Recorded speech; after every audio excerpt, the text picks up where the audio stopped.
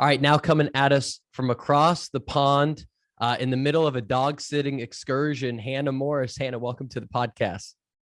Thank you very much. Thank you. Thanks for having me. Excited. Yeah, excited to have you here. And we'll just pre-warn any of the audience members that 10 to 20 minutes in, we may get a dog attack. There may be some visuals coming on YouTube of dogs jumping on your lap or your head or whatever, but we're just going to roll the the punches on camera. that. Yeah. As I said, currently they are sleeping and they look very angelic, but if there's multiple things that could set them off, and they will be barking, and they might jump on the table and at the camera. So who knows? We'll roll with it. I just moved into Chicago with one of my buddies who has a puppy, and I don't think I've seen it sleep yet. He's most energetic dog that's just racing around at all hours. So I've got myself locked away from him for this, but I hear you on, like, things can change at a moment's notice. Yeah. And this is the thing. It's the beauty, there's obviously pros and cons of having open space living. And at the moment, it's okay when they're quiet, but when they're like awake and they might hear your voice, because obviously the earphones weren't working, so they might hear your voice and want to come and say hello, and that's when it'll all kick off. There's not a separate room for me to go into, but yeah, it's all fun and games. But that's sweet. You guys have got a puppy. That's fun, right? Yeah, that's been good. That's been a good thing. I've never lived with a dog before, so this is my first foray into taking him out and feeding him and going to the dog park. It's been a blast. Yeah, I mean, look, I'm a huge dog lover, so I'm a big fan. Like, I think you'll have a great time. They're good companions, and they're so loving. So yeah, that'll be fun for you guys. Yeah, for sure.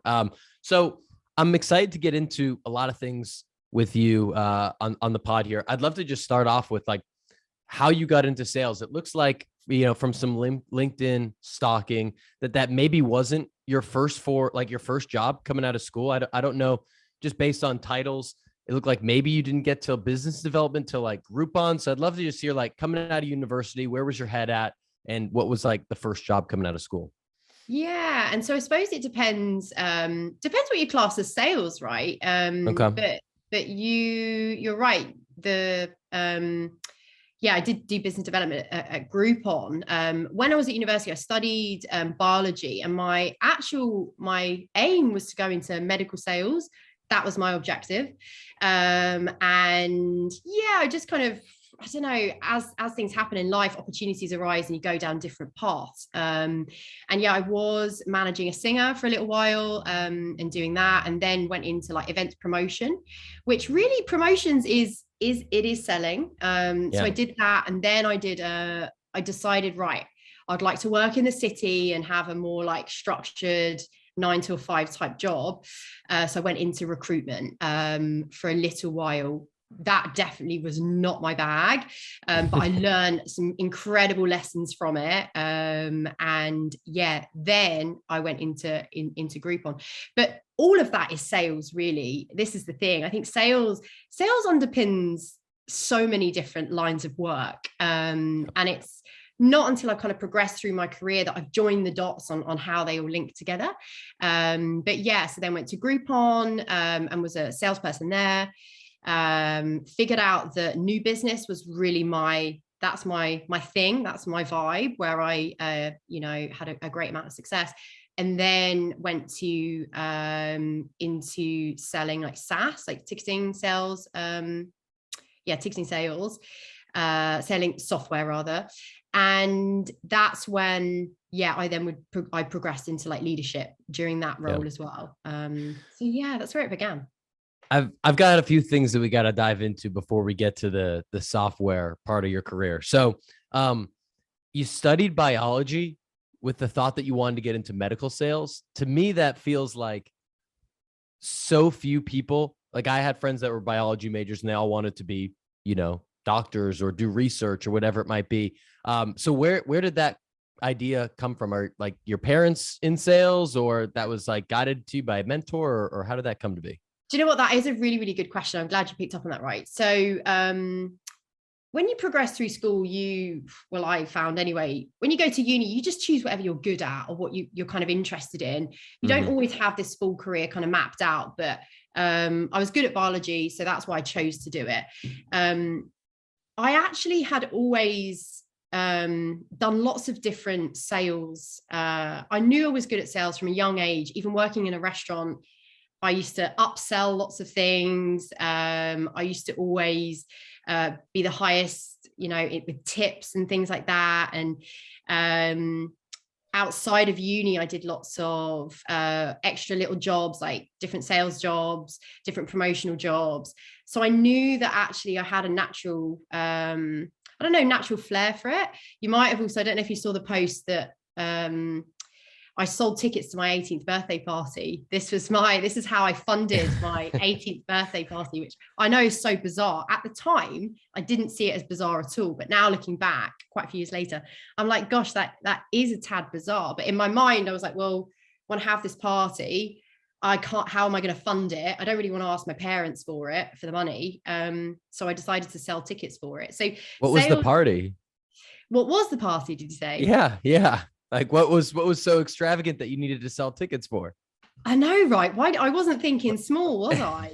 No, I decided to. I hired a football stadium, and I had fireworks in the ground. I had DJs. I decorated it all. I had like beautiful tables and like lanterns on the tables and balloons and everything. So yeah, I just decided, obviously at 17, I was like, it's my 18th birthday. I want to have a great party. And I was like, wow, how am I going to afford this? And then I thought, do you know what? I'm going to make such an incredible party that people really want to come, and I'm sure they would want to, buy a ticket for it. And yeah, so basically I sold out of tickets. I made enough money to fund the party and made a profit as well. And yeah, I think even like looking back on it, like, yeah, I think it's, I need to speak to my parents about it and find out what they were thinking at the time. But at the time, I just thought it was so normal. It was like, well, yeah, I want to have the party, so I need to raise the money. Let's make it happen. So long story short, I've always had that kind of like sales aspect to me. And then when I was at uni and I started studying biology, somebody in passing mentioned to me that their friend was in medical sales, and they just spoke about how great it was. And I thought, yeah, brilliant. I'll do that. That's what I'm going to do. Yeah. That's it, right? And it wasn't like a huge amount of thought that went into it. It was just, okay, you can do sales mixed with biology. They will do it. Then that's what I'll do. And I didn't really want to go into pharmaceutical sales. I wanted to do operational procedures. That was my thing. I was like, oh, that's really interesting. It's going to help the world. So operational procedures. But anyway, I didn't end up there, but that was my plan, Yeah. That was what I was gonna do. Interesting. And then how do you get into managing a singer? You just kind of skimmed over that. We're not going to let you skim over that. I know, again, a tad bizarre, but this is the thing. Opportunities arise in life. And I think sometimes you just got to grasp them and give things a go. And so, as I said, I was living in LA for a little while. And whilst I was living there, I just got introduced to lots of different incredible circles of, people and musicians and artists and things. And then when I came back to London, I met a singer, and they asked if I would be part of their management team and get them gigs. And I was like, wow, I've never done that before, but I'll give it a go. So I gave it a go, and I had a really good time. And we had good fun for maybe like a year. I think I did that. And then I realized there's not a huge amount of money in management, in artist management, until they make it big, because you're having 20% of whatever they're making, and 20% of nothing is nothing. So actually for a while I was like, this is great fun and everything's all expenses paid, but not really making a huge amount of profit here. So then I was like, oh, let's go into promotions and promoting events, and that's where there's better money. So I did that. That was how that went. Yeah, I love how you seem to just kind of follow where the opportunities are. Like it's not overly like rigid. You go from there to different spots, end up in software, end up in like ticket software with Eventbrite, or event software, I guess you might call it, which ties back to the music roots that you had in a lot of ways. And it just feels like, correct me if I'm wrong, but it felt like when people are early in their career, they're like, how's this all going to play out? How am I going to get to this, where I want to be a CEO or I want to be a big sales leader or, whatever it might be. And you just never know. The path is so much more winding than it might appear to be. And you just kind of take opportunities as they come. Yeah, exactly that. And look, don't get me wrong, I've always got aspirations and I do have goals and things, but at the same time, you're right, I'm not rigid. I'm very fluid with it. And when opportunities arise, you've got to, grab them and give it a go, and not be too sort of set on one path, which means you are missing brilliant opportunities, because it's also not just about making the right decisions, it's about making your decisions right. So whatever you do, just going all in on it and learning from it and exploring from that, and I'm also a big believer in like following your passions and things that you enjoy. And the more variety of experiences you have in every area of life, actually, as well as your career, the more you're learning and the more you're growing. And if you do the same job or the same thing, same environment over and over again, you're limiting your learning curve and your growth curve. Does that make sense? So yeah, I've tried to be as diverse as possible, because then it's giving me such a breadth of knowledge that I can call upon and experience that I can share with other people, if that makes sense. Yeah. What did you said, it's not about making the right decision, about making the decision right, which I had to repeat because I love that. I don't know if you came up with that or you took that from someone else, but that's a great quote. And I'd love to hear, like, how do you view risk, or how do you view, because when you dive into a new industry or new job, or, we'll get to starting your own company in a minute, there's a lot of potential upside and opportunity for experience or financially, but there's also some risk there in trying something new. So how do you view that? Really, really great question. And when you say risk, do you mean like failure? Yeah. Yeah. Which is an interesting one. So years ago, I said to one of my directors, I said to him, that I don't fear failure. And he said to me, no. He said, the thing is with you, Hannah, it's not that you don't fear failure. It's that failure doesn't even enter your mind. And I sat there and thought, actually, do you know what? You're right. In some instances, it doesn't. And don't get me wrong, that was years ago. And as you grow and the stakes get higher, the risks get bigger, you're very aware that some things might not work out. But what he touched upon there, and I've reflected on it so much, is that there is an opportunity in everything, whether things go to plan or not to plan, or whether things work out, are a success or a failure. Actually, you win or you learn, basically. So in my mind, I don't really see things as a failure, because a failure is the end. It's like quite final, right? So even, like setting up with my business, I remember saying to somebody, like, maybe I'm going to fall flat on my face, but even if I do, I'm going to learn something, and that will push me on to my next thing. And I think really embracing that process, embracing at the end of the day, what is the worst that can happen? What is the worst? And really thinking about that and embracing the learning curve, because actually when you push yourselves out of your comfort zone and you push yourself into environments that are unfamiliar, you are going to have setbacks and challenges as part of it, but then you're going to grow faster. So I've always really embraced that, and it makes you feel alive, it makes you grow. And I think making that your best friend, like risk, adversity, failures, setbacks, making that your best friend is a really, really great thing to help you just progress in whatever field you're in, if that makes sense. Yeah, I love that. So when you're faced with a new opportunity, is it kind of just a gut feeling where you're like, I'm getting kind of complacent where I am, or, this has potential to be big or fun or interesting, and, it just feels right in my gut and I'm going to do it? Or do you you seem more of like that type versus like overly analyzing a pros and cons list? Yeah. So I'd say I'm a bit of both. right? Yeah. So early on in my career, I probably went with my gut. I was like, oh, this is fun, or this is interesting, or yeah, I'm going to give this a go. Then quite a few years ago, I decided, I sat down, and I have a coach who kind of guides me, mentors me like throughout my career. And he said, Hannah, you need to decide, what is it that you ultimately want to do or want to be or want to have, right? And I was like, well, I want to own my own business, right? This was my goal. And then he said, right, so because I came to him and I had like 3 different job offers on the table, and I was trying to decide which one to take. And he said, what is your end goal? And I said, I would like to have my own business. I didn't know what it was going to be at that point. And he said, so every decision that you make now is to lead you to that point. So the logic was like, right, what am I going to learn from this job or this role, from this project that's going to set me up for entrepreneurship? So I would that logic always went into it. But then also I would go with my gut of actually, which business am I passionate about? Which leader inspires me? So it's a combination of the two, if that makes sense.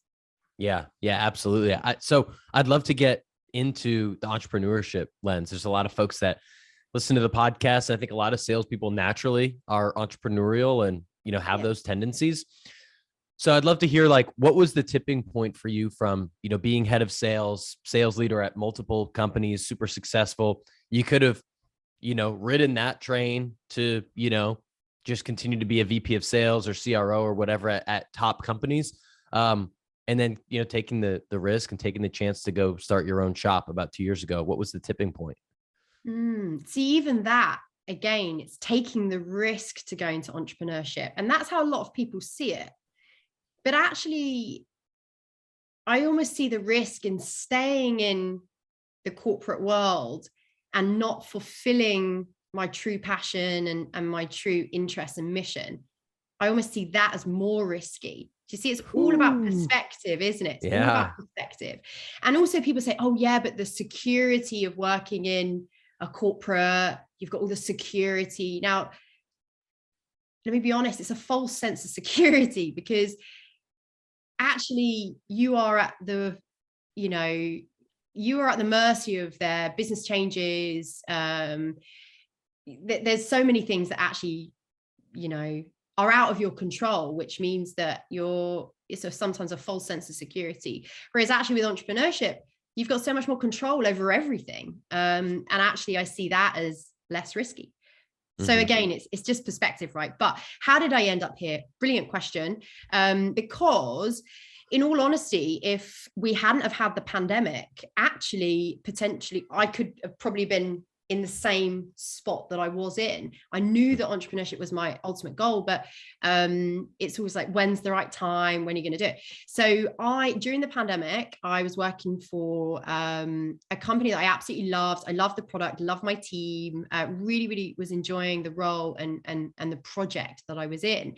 And I was made redundant because of the pandemic. So it was very much thrust upon me, and, pretty much over the space of like a month, it was like, right, 1 minute this is your job, and the next minute it's like, actually you don't have this job anymore. Whole layer of management globally was removed. So I was faced with an opportunity. There you go. Some people might be like, this is like stressful, and I was like, okay, this is an opportunity here, and I either can go down the same path of what I'm on, as you say, can go and lead another sales team, or, work in a commercial environment in-house, or I can take this opportunity now to use all of the knowledge and skills that I've gained throughout my career to start my own business and help people that I'm passionate about, and help a mission that I'm passionate about, which is creating more trailblazing female role models in business. And so I thought, well, that sounds great fun. I'm going to do that. I'm going to give it a go. And that was it. I just decided to give it a go. And even when I was in my redundancy consultation period of a month, one of my directors said to me, like, gosh, what are you going to do? Like, he seemed quite stressed out about it. And I said, I'm going to set up my own business now. And he was like, wow, what's it going to be? And at that point, I didn't know. And I said, I'm not sure, but I know I'm just going to set up my own business now. That's my plan. And then I went into the process of figuring it out, thinking like, right, really, what is it that I'm passionate about? and how am I gonna bring this together. So yeah, that was the process that I went on, and that's why I am here now. I love that. What's step one? Like you come up with the idea, right? I want to help, more trailblazing, females in business, and support them and help them grow. Like where does one even start? That's such a massive, undertaking and goal. Good question. And so I began with, what's important to me and what excites me. And I've always been very like service led and sort of mission led in everything, every job and everything that I've done. And I knew that I wanted to continue helping people, because actually that's what sales is helping people, is serving people. That's what leadership is, helping people, serving people. So I knew I had to bring that in. Now, I figured out my why and what was the cause I wanted to support. The first idea that I've specced out is actually software. So I thought, right, I'm going to design this piece of software to help these people. I then realized, because obviously we're in the pandemic, and I thought, well, this is going to be really expensive to fund. It's going to be a slow route to market. So I thought, right, I need to do something in the meantime, which is a faster route to market, and getting money, in quicker. So then I thought, right, let's do coaching and consultancy. And initially, you might laugh at this, because I laugh at myself. Initially, my plan that I'd set out was, right, I'm going to do business coaching. I'm going to do just business coaching. And I'm going to help with all the, because obviously I've led sales teams, but also, when you're a commercial director, or when in one role I was like acting general manager. So I was doing lots of like business admin, business plans, lots of different structures for businesses. So initially I thought, all these entrepreneurs, I'm going to help them with business processes, structures, strategies. Then when I was getting ready to take it to market, I thought, I'm really excited to sell it. And then it hit me, it had my light bulb moment. I'm excited to sell it because I know how to sell. And then I thought, oh my goodness, Hannah, why have you built a whole coaching program of just business coaching? And why haven't you put any sales in it? And then I was like, right. That was my real light bulb moment. And then I incorporated the sales elements and modules and tested it out. And it just, that people were grasping it really, really quickly and getting phenomenal results really fast. So I then just carried on with that. So when you start working with founders, and I imagine they're probably in all different industries, and they're probably, I imagine, probably like product experts in whatever it is that the company does, if it's software or it's a, packaged good or whatever it might be. What are the challenges that they typically face? Is it that they're afraid to sell, or that they kind of see it as like, they have a negative stigma towards it, or they just, just start talking and don't ask questions? Like what are usually like the issues that, founders typically have? All of that.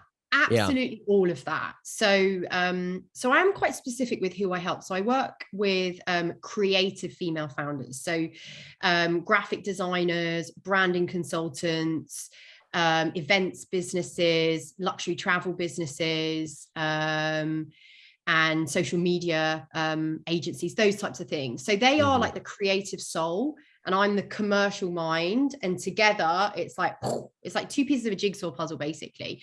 So you're right. A lot of them are fearful of selling. They have this impression of selling as like secondhand car salesman, or, that really old fashioned like type of selling, where they just feel, the word they always use is like icky. They're like, oh, it's really like icky and embarrassing and cringe. And so they have that, but they just don't know how to do it. So you fear things that you don't know how to do, right?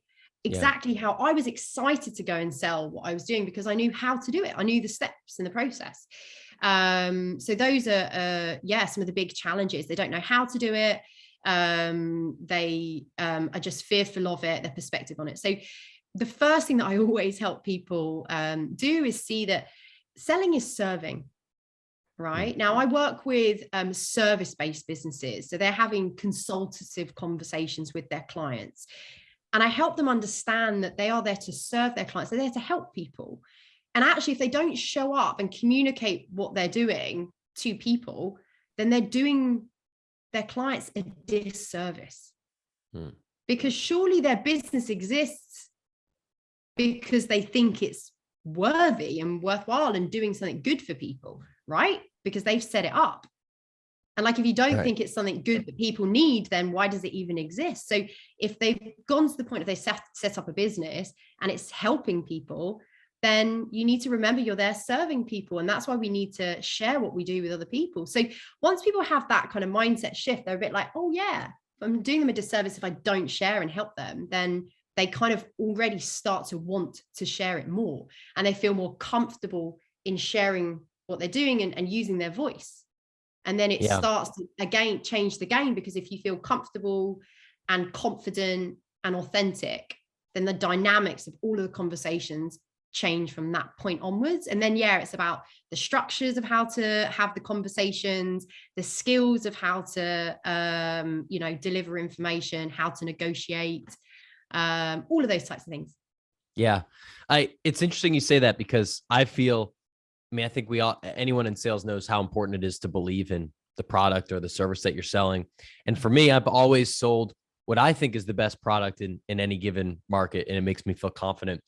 But as I've tried to turn what I'm doing here with the podcasting and, try to get sponsorships, or to try to, do some consulting, or like things where I'm selling myself, I am a lot less confident, honestly. I've had that mental block of like, man, this just feels like a lot harder than selling, Gong or selling whatever else I was selling before. Did you ever struggle with that? Or have you always kind of seen the light of, well, I believe in myself, and if I think that I'm going to help them, then, like you said, it's a disservice to not put that forward. Yeah. And that's a really good point. And it's a common one. Majority of all of the founders that I coach, they struggle, with selling themselves and with bringing that forward. I haven't struggled with that at all, actually. I know that for a very long time, I've been paid in-house very high salaries to help these businesses make money. Yeah. I know that what I'm helping these ladies with now in their businesses, and I'll be honest, I do help some men as well. I know my mission is to help creative female founders, but I do also coach some men. It's the same process. But I know that what I've got is really valuable to them. And I know that it's so helpful. And I know that it's helpful for them on a local level, but it's also helpful to society and us having more female role models in business. It helps everybody. And I know that it's a good thing. I know that what I do works, and it makes me happy. It makes them happy. So I've not really had a lack of confidence in it. I hope that doesn't come across as arrogant, but no, I mean, I think it's just like, that's your natural tendency. And I think there's a lot that, I could learn from that. And a lot of folks, like you said, their skill set that you're working with them is their graphic design or whatever it might be, is that trade. And it's not the sales piece. And so I think I definitely agree. It's a totally a mindset shift of, understanding the value that you're bringing, and knowing that if you don't actually believe it's genuinely helping people, then you shouldn't start that business, or you shouldn't, if you're just a salesperson, you shouldn't work at that company. You should go find something that you're truly, if not passionate about, at least know that it's helping people and can believe in and feel strongly about. Yeah, totally. And it's like feeding into your values. Like, what are your values? What's important to you? And is it something that's feeding into that? And then if it does, then it sits better with you. But I just want to say as well that I never go around thinking that I know everything, because I don't. And I'm always really open and really honest about that in entrepreneurship, in leadership, in sales. And I've always held my hands up and said, I don't know everything. And I'm okay with that. I'm constantly learning, evolving, growing. But what I do know is really, really valuable to people. And I really, I celebrate that, and I commend myself, on that. But I'm also forgiving in knowing that I don't know everything. And I think that honesty with with other people, but mainly with yourself, actually ignites this level of confidence that you're not trying to hide anything. You know, it's that level of confidence in that actually I'm at peace with the fact that I'm a work in progress. I'm still learning, I'm still growing, and that's okay. That's exciting. It's fun. And I think that's what really gives you a level of confidence to really embrace who you are and strive forwards, is just being open and honest about, yes, your strengths and celebrating them, but also being at peace with your weaknesses or your development areas or the areas that you're not great at, and not allowing that to drag you backwards. Actually, just let it propel you forwards. Yeah. Amen. I love that mentality. I'd love to transition to some rapid fire questions. Let the audience know a little bit more about you if you're cool with that. Bring it on. Let's see what. Okay. All right. So first up, we're big learners on this podcast. I'm not sure if you are a book person or not. If you are, I'd love to hear any books that have helped you, as a person, with your career, whatever it may be. Any genre is fair game, but curious if anything stands out.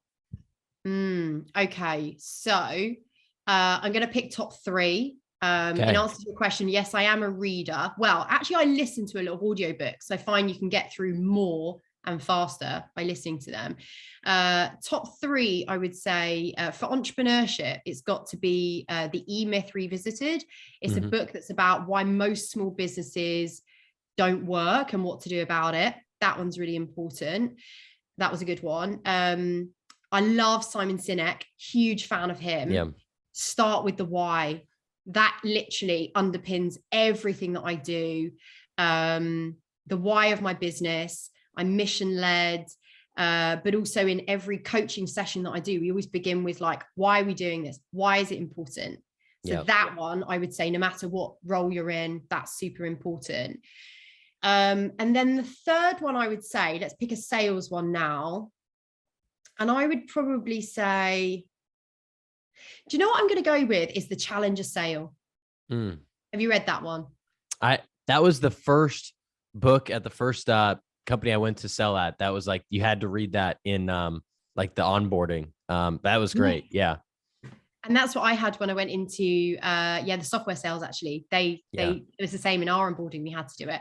So yeah, I'd say that would be my third one. I think understanding especially if you're in consultative selling, that book has got some really, really helpful things for self-awareness, but also awareness of what works. So I'd recommend that one. Those are my top 3. Love it. How about podcasts or blogs or newsletters or YouTube, however else you like to learn? Any other favorite, channels or things you listen to or read? Yeah. Okay. We're going to go with the top 3 again. It's my theme. I love it now. Yeah. So it's got to be, I'm really, really into Diary of a CEO at the moment with Stephen Bartlett. Loving that. I don't know that. Brilliant. Well, you definitely want to check that one out. Again, whether you're in entrepreneurship or not, it's just, it's a fab podcast. So yeah, Diary of a CEO, that one. The second one I'm really, really loving is Conversations of Inspiration. And that's by Holly Tucker. And she founded Not on the High Street. And she interviews, again, business owners, lots of creative business owners. So that one's quite good. My third one, it's a tricky one, this. I'm going to have to go with my number 1 guy who I admire so much. And I've taken so much inspiration from him. It's got to be, although I do like Simon Sinek, it's actually got to be Tony Robbins. The Tony Robbins podcast is now my you're third speaking one. my language. Look, big fan. Yeah. You ever been to one of his events? Indeed, I have. Well, virtually. Okay. Sadly, not in person, but I've done UPW for the past 2 years running. Yeah. So amazing. I went to one. Yeah, I went to a UPW in person. It was probably like 2017 or 18. It was, it was amazing. I'm overdue for another one, I think. It was so good. Yeah, they're so brilliant, aren't they? And I think, especially for me now, obviously it helps me unlock the potential within myself, but I'm learning the strategies, the techniques to help unlock potential in other people. So for me, it's phenomenally like rewarding, and the stuff that he teaches really, really works. So Yeah, big fan of Tony Robbins, and his podcast is brilliant as well. And I love how he comes from so many different angles about so many different topics. So very, very smart and knowledgeable guy. Absolutely. What goes on in the headphones music wise, Hannah? Ooh, in the headphones. So I love a bit of old school R&B and hip hop. Big Destiny's Child fan. Okay. Love a bit of Beyonce. Yeah. Who doesn't? What else? Yeah. What else do I like? I like a bit of Rudimental. Don't know if you know Rudimental. Yeah, I don't, but I can check them out. Yeah, check out Rudimental. Love them. What else? Yeah, just a real variety, really, I suppose. Yeah. Yeah. Now I'm like thinking, what else? What else are my other favorite ones? Those are probably the key ones. Love it. Yeah. What are some things that you like to do outside of work that help you recharge? Ooh. What do I like to do outside of work that help me recharge? Running. Yeah. Is probably number one. Big fan of running in the mornings to set you up for your day. It helps with creativity, helps clear your head. Yeah, it helps you with energy levels. And outside, I love running outside in nature, not in the gym. Agreed. Not on a treadmill. Nice bit of normal, like grass under your feet. Love that. Big family person, love spending time with the family, with the dogs. How phenomenally wonderful the dogs have been. So silent. The dogs deserve some credit. I mean, they've been on their best behavior for this podcast. Tell you what, they really have. Yesterday they were not on their best behavior, but today they're doing me proud. So yeah, that one's that's really really good for me to kind of recharge. And then traveling, like I love traveling. I love seeing the world. I love different cuisines. I love adventure. So I try and incorporate that in my work as well as like outside of my work. Like I try and work remotely now all around the world, which is a beauty of having this flexible working new era. So yeah, those are probably my main things that I do. I love it. Give me a top travel destination. Top travel destination. Yeah, like I need a tip, like. But it depends what you like, right? So for some people, their top travel destination might be skiing in the Alps somewhere. Somebody else, it might be on a beach in Asia. Somebody else, it might be swinging in a jungle. So fair. What's your key things that you like from a holiday? What's important to you? Well, let's stick to you. How about what you like, your favorite one that you've been on? My favorite one. So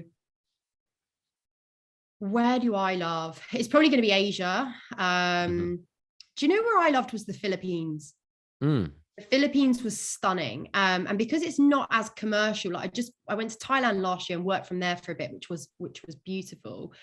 But the Philippines is slightly less commercialized. It's more pure and untouched, and it's not had too many tourists. So the scenery and the environment is still, just not as damaged, basically. And the food was brilliant. The people are amazing. Just a real good adventure. So that I'd say the Philippines is brilliant.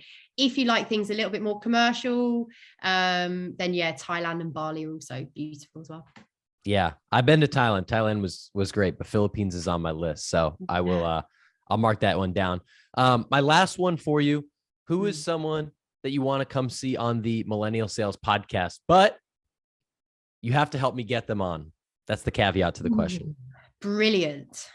Who do I want? I mean, look, obviously Tony Robbins would be phenomenal. You have a hookup to Tony? I mean, come on. Yeah, I don't. I'm not going to lie. But do you know what? Last year, this is quite funny. You just made me remember something. So last year when I was setting up my business, I thought, do you know what? I've been really inspired by Simon Sinek, and lots of what I'm doing, I've got lots of his theory in my plans and what I do.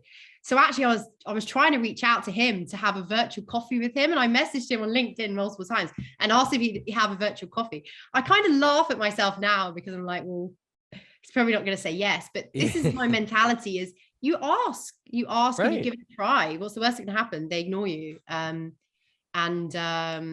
yeah, so who would I like to see on the podcast? I mean, either of those two would be brilliant, but we're aiming super high. Not that it's not achievable. We could try. We could definitely try. I mean, trust me, I've been trying for years for both of them.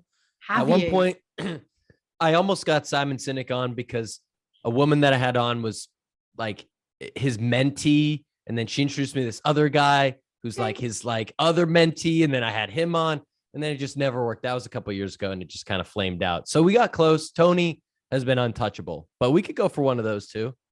Do you know what? Tony's really busy at the moment. He's got a lot going on. I'm not saying that Simon isn't, but I feel like Simon might have slightly more capacity. So maybe we could teamwork. We could work on that. And we need to figure out, obviously we can talk tactics off air, but we need to figure out why it would be beneficial to him. Right. Whereas Tony, he does a lot of service. He does a lot of things. He's just had another baby. He's super busy. But I think Simon we've got a higher probability of getting him between the two of us. So we'll figure out a strategy. Other than that, I'm not really too sure, to be honest. Oh God, how have I not even mentioned her? I obviously really, really like Tony, but I've got another person who I admire so much, and I've taken a huge amount of inspiration from her, is Sarah Blakely. I knew you were going to say that. So when we were talking like 20 minutes ago, I have a good friend of mine. She works at Gong, and she sent me a post from Sarah Blakely yesterday. And I've been following Sarah for the last few years, like heard her on podcasts. Like, I mean, she's top 10 most inspiring people probably that I've ever come across.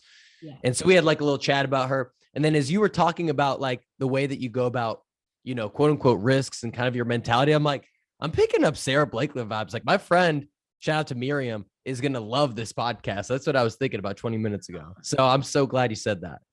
Yeah. Do you know what? That I really, I really take that as a huge compliment, actually, that there's some similarities there for sure. But look, I follow her a lot. I actually did reach out to her as well and ask her to be my mentor. But this is the thing, aim high, right? Every now and again, one of them comes through and they're like, all right, I'll give you a chance, kind of thing. But I'm going to follow up with her again and see if she'll have a chat with me. But yeah, I'd love her to be on this podcast. That would be brilliant.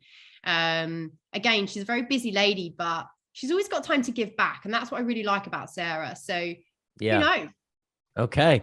All right. We're shooting high. I appreciate that. Hannah, this has been a blast.